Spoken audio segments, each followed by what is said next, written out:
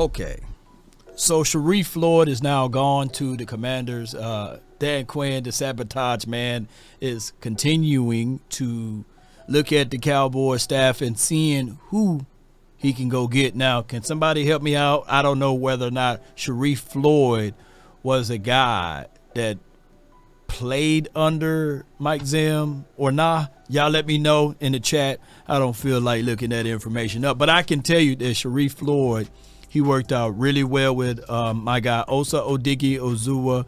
A lot of people that we seen during the offseason and as well as a little bit part of the preseason, we saw Sharrif Floyd being very, very involved with the players here, and I think that that's a big miss for us. I like Sharrif Floyd on the way he worked with those boys, especially all through the offseason, as well as doing numerous things of technique, keeping the elbows tight inside, disengaging, and things like that. So I truly believe that Sharrif Floyd will be missed, especially with my guy Osa and a few other interior defensive guys that he worked with. I know that Dirty was a good name sake, and he gone to the Seattle land, but Sharrif Floyd was the guy, to me, that we seen a lot of work with those boys up on that front. And shout out to him for going to the Commanders now, and he gonna have a lot of good guys that he can work with. The Bama boys and everybody else that they have on their front will utilize and use Sharrif's ability to coach up those boys. Now, granted, I want to talk about the conversational piece of us trying to dance around in the free agency.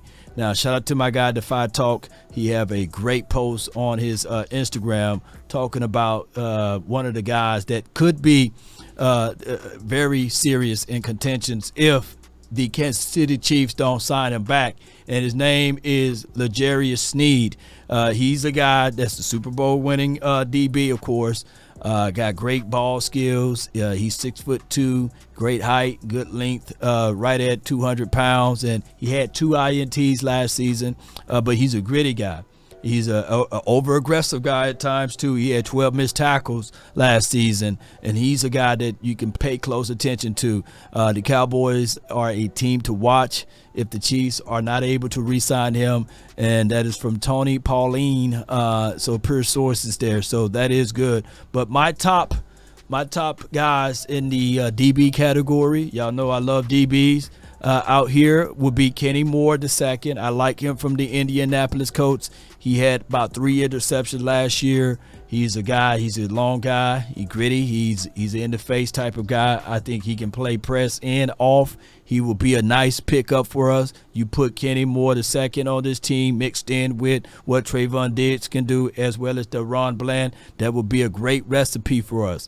Also, another guy we could bring back is Stephon Gilmore. Let's not sleep on him. His veteran savvy skill sets will pay dividends for this team. Although he's 33 years of age, he's a long tooth, but I'm quite sure that the players gravitate to him and they listen to what he brings to the table. And if anybody can get the most out of these DBs, would be my guy Mike Zim, right? On top of that, the other guy that's on his list, he should be the #1 player on anybody's list, and his name is Jalen Johnson. Oh, yeah, he's a free agent.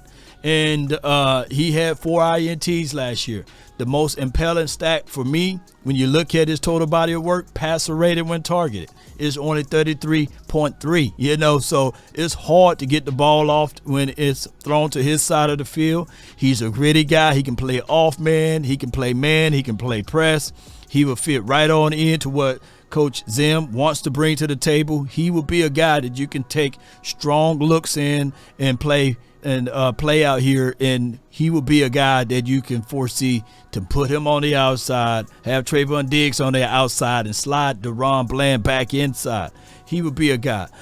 Those are my top tier guys that I would like for the Cowboys to take a look at and entertain. Now, of course, there are some other guys like a Kendall Fuller you can bring in for a cup of coffee, or you can bring back, say it with me, Cheeto Awuzie. You can take a real good look at him to see whether or not he will be an extra piece to add in on this defense.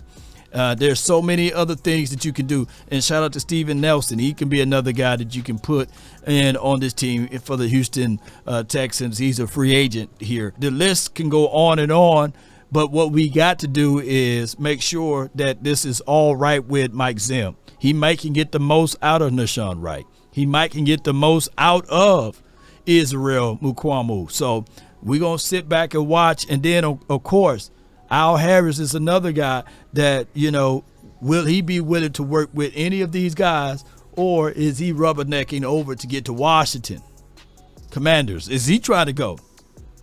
Because the Cowboys blocked that move of him going to the Commanders, right? Or at least seeing what they got. They didn't block the move to Sharrif. So Floyd, by the way. So we'll find out collectively. I just look at it like, right now, Dan Quinn, he knows everything about this team, the innermost secrets. So that's why normally teams don't allow coaches to go interconference or even interdivisions, right? They kind of let them go to a whole nother conference, whole nother division, because of the wealth of knowledge that they know or they have on each other. So we'll find out, man, how all of this shakedown will occur. But Cowboy Nation, post me your thoughts, post me your concerns down below. That's been my time. I really thank you all for yours. And remember, you're listening to nothing but the best. Go Cowboys. Let's get it.